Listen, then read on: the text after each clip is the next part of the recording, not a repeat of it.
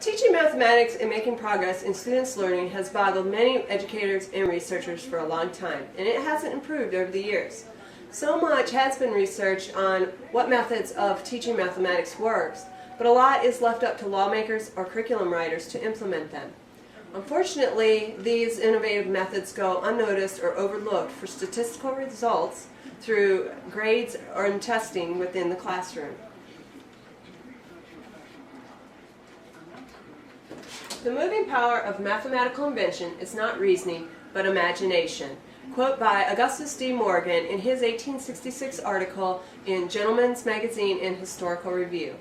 One method that the majority of the researchers do agree on is to put creativity in teaching mathematics. Therefore, effectively teaching mathematics relies primarily on teacher creativity to hold students' interest and show progress in their learning. With this overwhelming knowledge of what works, why is it not implemented? Well, the debate over whether measuring progress in mathematics is best done through high-stakes state-mandated performance assessments has been going on since the 1980s. Some say this method causes fear and anxiety among both students and educators. Also, it has been documented that these tests have made teachers change the way they teach mathematics so to meet the requirements that are on these tests. Their methods changed from traditional drill-based instruction and memorization to open-ended and critical thinking skills. Still, only what is on the state-mandated tests is covered because of the accountability attached to these tests. Another catalyst that inhibits creative teaching methods is the No Child Left Behind Act of 2001. As Mann states in his article titled Creativity, the Essence of Mathematics, teachers feel more pressure to teach to the test. It is apparent both students and teachers suffer, lose the chance to take risks, and develop a negative view of mathematics. Probably the largest dysfunction of these testing practices is insufficient amount of instruction time. The short class times and short school year leave less time to cover all that is important to mathematics. Therefore, it restricts the teacher to at least get the tested items taught. Both Fogler in his article and Mann mentioned earlier agree this is the reason for poor student progress and teacher performance. Not allowing appropriate time to use everyday life experiences to broaden a student's understanding is giving students the wrong impression of what mathematics' true function in life is. There are plenty of creative methods that have been studied and proven to produce positive results. They range from telling stories from their daily lives in elementary school, to ditching the textbooks for hands-on activities and projects in middle school, to writing their own test questions and even a textbook in high school.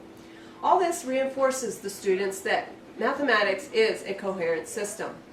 Teachers have a challenge, though, no matter the age, to change the negative perceptions while finding creative ways to keep students interested. Nakagami told a story in his article of one of his students that was ignoring his lesson in math class and instead was drawing a picture, and when he seen what the student had drawn, he praised him because the picture was interesting. In many classrooms, this opportunity would have normally gone unnoticed and a teaching moment lost.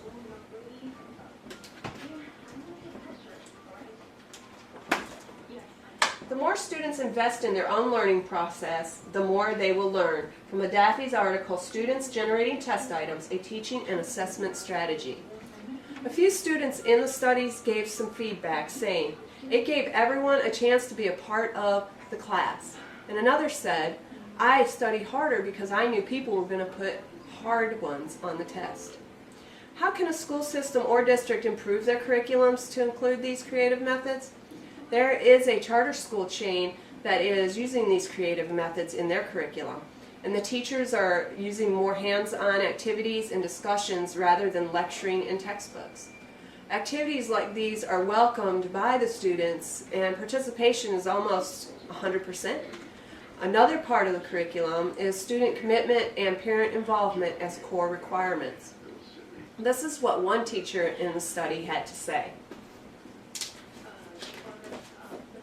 With the use of hands-on activities, students are spending more time with concepts that they only read about in past years. Knowing that this curriculum works, it's exciting for education as a whole in our country. So it is obvious that in today's classroom, a lack of creativity is drawing our children away from the beauty of mathematics. And these innovative methods go unnoticed or overlooked for statistical results through traditional methods of testing and grades. Giving teachers adequate time for instruction can enhance the students' impression of mathematics and broaden their understanding of its applications. Also, recognizing the power of putting teaching into the students' hands can produce remarkable results in their learning progress.